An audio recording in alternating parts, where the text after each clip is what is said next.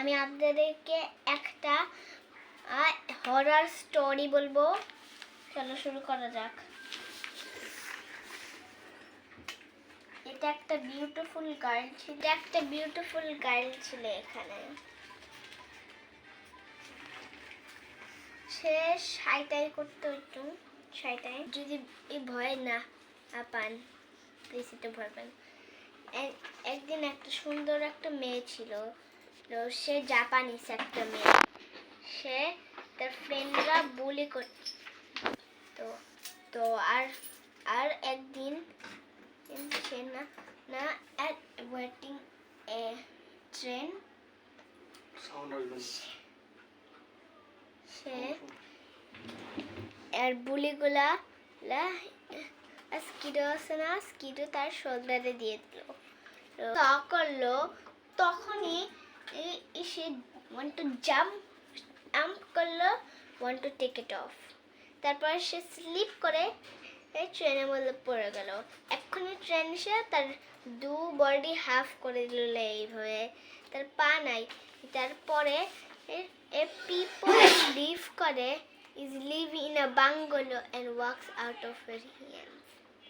মানে সে হাত দিয়ে হাতে তো তার পা ছাড়া, আর সে যাকে পায় তাকে বলে আমার পা কই। আর যে যাকে পায় আর তার হাতে একটা তরোয়াল থাকে, সেটা যাকে পায় তাকে ধরে হাফ করে দেয়। আমি ইংলিশটা বলি। One day there's a beautiful girl who was too introverted that make her heart broke for bullied. One day he's waiting for a waiting on the train, and the bullies got a mosquito and put it into her shoulder. If he saw it, he wanted to jump to take it off. He slipped and threw it under the railway line.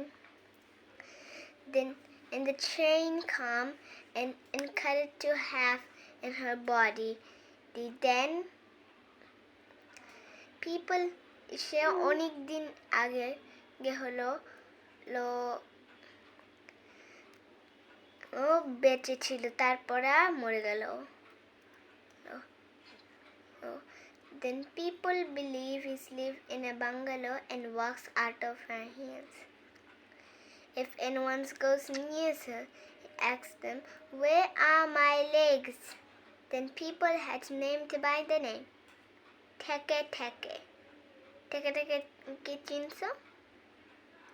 Movie search দিবা বা দেখবা। Bye bye.